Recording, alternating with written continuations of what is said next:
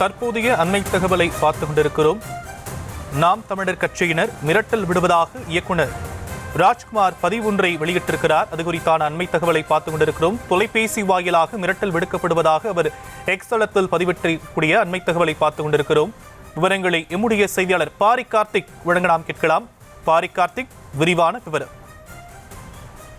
வணக்கம். நாம் தமிழருடைய கட்சியின் ஒருங்கிணைப்பாளர், தலைமை ஒருங்கிணைப்பாளர் சீமான், விடுதலை புலிகள் தலைவர் பிரபாகரன் அவர்களுடைய அந்த படமானது மிகப்பெரிய ஒரு சர்ச்சையை ஏற்படுத்தியது. குறிப்பாக அவர் பிரபாகரன் அவர்களை சந்தித்ததாக வெளியிடப்பட்டிருக்கக்கூடிய அந்த படம் தான் போட்டோஷாப் மூலியமாக அதை தயார் செய்தது என்றும் அவர் தெரிவித்திருந்தார்.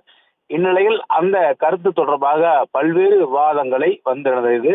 குறிப்பாக நாம் தமிழர் கட்சியினுடைய நிர்வாகிகள் சில பேர் அவரை தொலைபேசியில் தொடர்பு கொண்டு மிரட்டுவதாகவும் தனது பக்கத்தில் தெரிவித்திருக்கிறார். மேலும் அவர் இது தொடர்பாக தெரிவிக்கும் பொழுது, அண்ணனின் தம்பிகளுக்கு வணக்கம் என்றும், கடந்த 4-5 நாட்களாக என் அலைபேசிக்கு நேரடியாகவும் வாட்ஸ்அப் மூலமாகவும் தொடர்ந்து அழைத்து கொண்டே இருக்கிறீர்கள் என்றும், அழைப்பை எடுத்தால் வீட்டில் இருக்கும் பெண்களை வசைபாடுகிறீர்கள் அல்லது மிரட்டுகிறீர்கள் என்றும் தெரிவித்திருக்கிறார். மேலும் அதற்காக அச்சப்பட்டு கொண்டு இந்த பதிவை எழுதவில்லை என்றும், கசப்பை சுவைத்த உங்கள் நாவிற்கு இந்த ஆபாச வார்த்தைகள் தான் ஆறுதல் தரும் என்றால் பேசிவிட்டு போங்கள் என்றும் தெரிவித்திருக்கிறார்.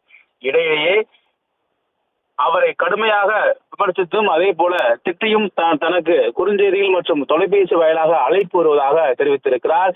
மேலும் கடுமையாக, அதாவது அந்த 4-5 நாட்களாக தொடர்ச்சியாக தன்னை அழைத்து கொண்டிருப்பதாகவும், அழைப்பு எடுத்தால் வீட்டில் இருக்கும் பெண்களை வசப்பாடு என்றும் தனது எக்ஸ் பக்கத்தில் தன்னுடைய கருத்தை தெரிவித்திருக்கிறார் இயக்குனர் ராஜ்குமார்.